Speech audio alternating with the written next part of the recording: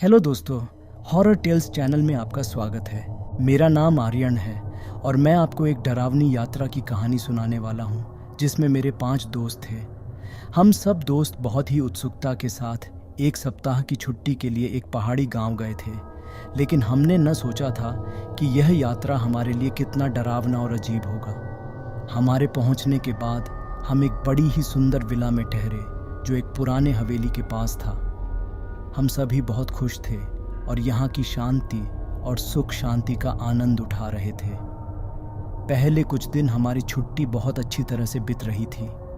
फिर एक रात कुछ अजीब घटनाएं होने लगीं। पहले तो हम सोते समय अजीब आवाज़ें सुनते थे, जैसे कि कोई किसी के पास चल रहा हो। हमने इसे उचित समय पर ध्यान नहीं दिया, लेकिन यह आवाज़ें हर रात बढ़ जाती थीं। एक दिन हमने ये देखा कि विला की एक पुरानी चौकी से एक बिल्ली निकल रही है, लेकिन वो बिल्ली थी ही नहीं। वो एक भयानक और डरावनी रूप में बदल चुकी थी। हम सबकी हालत बिगड़ गई थी और हमने तय किया कि हमें इसे समझने की कोशिश करनी चाहिए। हमने उस चौकी की खोज में जाना और हम वहाँ एक पुरानी किताब का पत्ता लगाया जिसमें विला के पुराने मालिक के बारे में कुछ अजीब जानकारी थी। वह व्यक्ति भूतपूर्व कामों के लिए प्रसिद्ध था और यह कहा गया था कि उसकी आत्मा अब भी विला में है और वह अपने रोष का प्रकटन कर रहे हैं। हमें यह जानकर डर लगा, लेकिन हमने सोचा कि यह सब कुछ सिर्फ किताब की कल्पना हो सकती है। लेकिन यह वाकई हो रहा था, क्योंकि विला में हमें और भी अजीब घटनाएं देखने को मिली। रात के समय हम जागते थे क्योंकि वहाँ बड़े डरावने आवाज़ें आती थीं। हमने विला के हर कोने को खोजा, लेकिन कुछ नहीं पाया। हम तनावग्रस्त हो गए थे और हमें ये लगता था कि हमारे बीच कोई अद्भुत शक्तियाँ हैं जो हमें विला में बंद कर रही हैं। एक दिन हमने विला की छत पर एक पुराना झूला देखा जो पहले नहीं था। हमने वहाँ जाकर उसे देखने का फैसला किया और जब हम उस पर बैठे तो वह झूलने लग गया। ये सब कुछ बहुत ही अजीब और डरावना।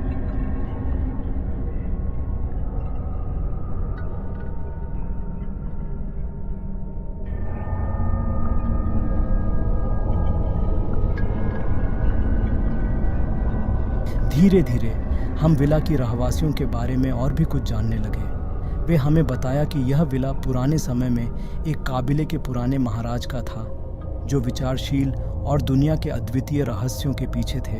उन्होंने यह विला बनाया था और यहाँ अद्वितीय और असाधारण चीज़ें छिपाई थीं।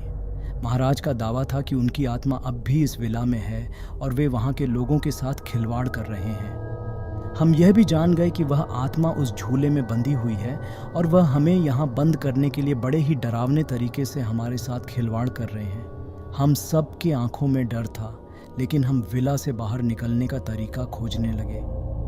हमने महाराज के लिए कुछ प्रयास किए, जैसे कि उनके आत्मा को शांत करने के लिए पूजा करने का प्रयास किया, लेकिन यह सब कुछ असफल रहा। हमारी छुट्टी अब एक सफल और खुशियों भरी नहीं थी, बल्कि यह एक डरावने अनुभव का रूप ले चुकी थी। हमने विला के पास आने के बाद ही डर से कांपते हुए वहां से बाहर निकलने का निर्णय किया और हम सब बहुत जल्दी उस जगह से दूर हो गए। इस यात्रा ने हमें यह सिखाया कि कभी कभी अद्वितीय और अजीब चीज़ें हमारे साथ हो सकती हैं और हमें संजीवनी अनुभवों से सीखना चाहिए।